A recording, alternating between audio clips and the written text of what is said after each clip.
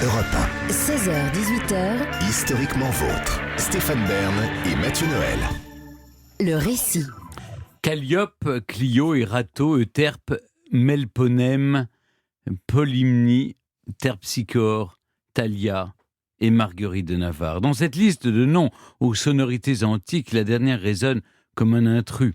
Si la mythologie grecque ne compte que 9 muses, vous savez, ces sœurs qui représentent les arts libéraux, la Renaissance en a ajouté une 10e en la personne de Marguerite de Navarre, surnommée par ses contemporains la 10e des muses. Reine consort du royaume de Navarre, la sœur de François Ier est avant tout une femme de lettres connue pour l'Heptaméron, un recueil inachevé de 72 nouvelles.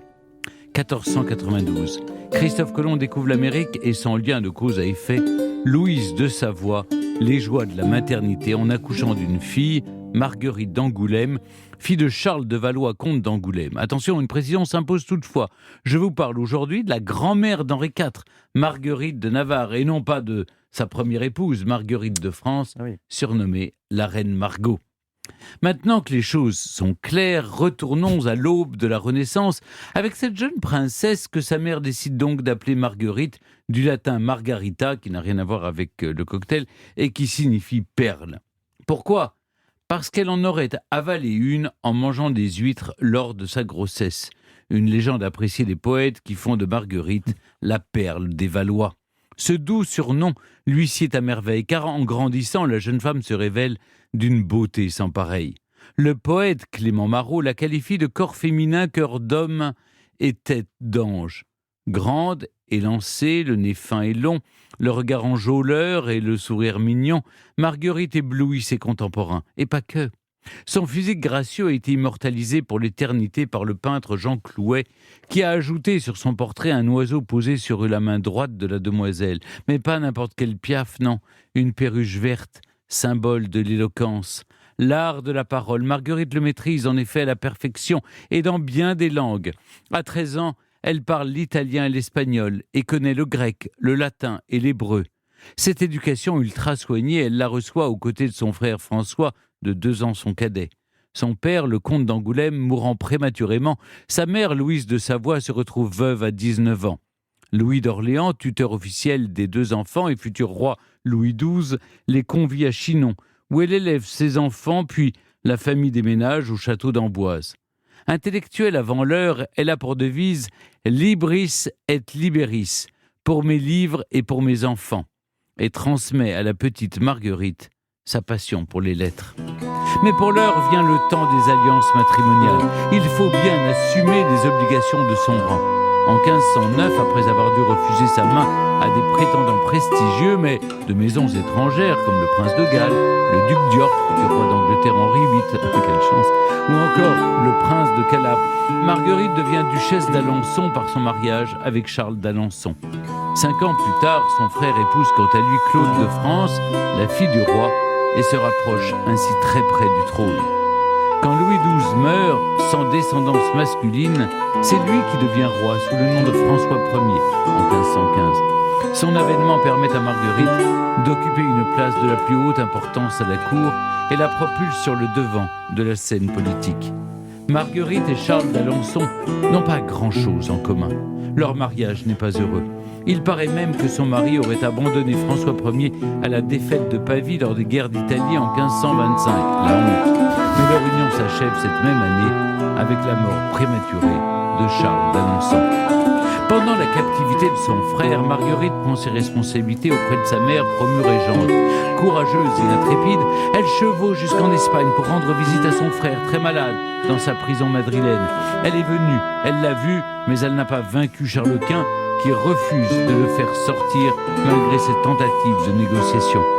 Le roi de France sera finalement libéré quelques mois plus tard après avoir signé un traité un peu humiliant, lequel stipule notamment qu'il doit laisser ses 2 fils en otage en Espagne.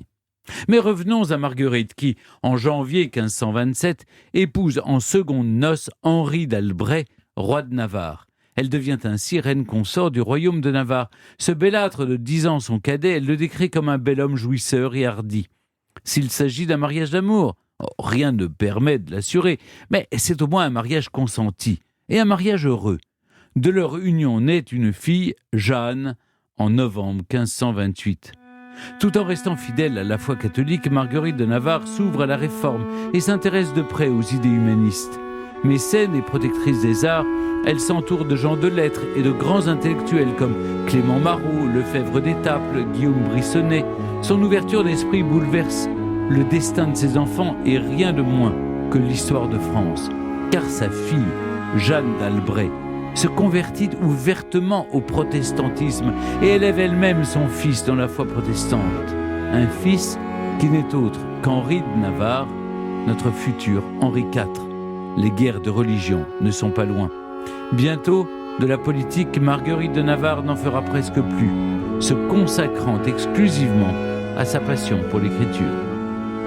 Alors que les premières querelles religieuses éclatent dans les années 1530, Marguerite de Navarre se retire dans ses terres, dans son château de Pau, de Mont-de-Marsan et de Nérac, pendant que son mari se résigne difficilement à ne régner que sur la basse Navarre et rêve d'une reconquête de la partie espagnole. Elle se consacre entièrement à l'écriture, s'adonnant tant à la poésie qu'au théâtre. En 1542, elle débute la rédaction de courts textes en prose, en s'inspirant fortement du célèbre Décaméron de Boccace, ses 100 nouvelles écrites au XIVe siècle par le poète italien. Elle n'en écrit que 72, laissant son œuvre inachevée pour cause de décès. Son éditeur choisira de donner au recueil le titre d'Heptaméron. Hepta signifie 7 en grec et héméra, jour. Car chaque jour, pendant 10 jours, 10 voyageurs se racontent 10 histoires. Ils sont bloqués dans une abbaye suite à la crue d'une rivière et tentent ainsi de tromper l'ennui. Marguerite de Navarre signe là une œuvre riche et originale, car les voyageurs ne se racontent pas des histoires banales et sans intérêt, bien au contraire. Les voilà qui débattent en réalité de thèmes érudits comme l'amour conjugal, l'orientation morale et spirituelle et même des droits des femmes.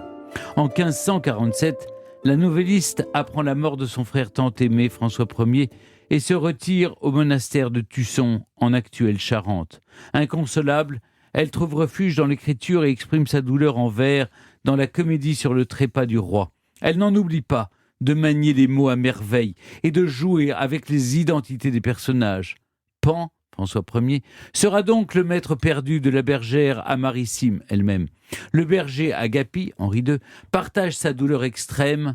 Auprès d'eux, sécurise, Henri d'Albret, modère leur transport, paraît le souverain consolateur, Paraclésis, le Saint-Esprit.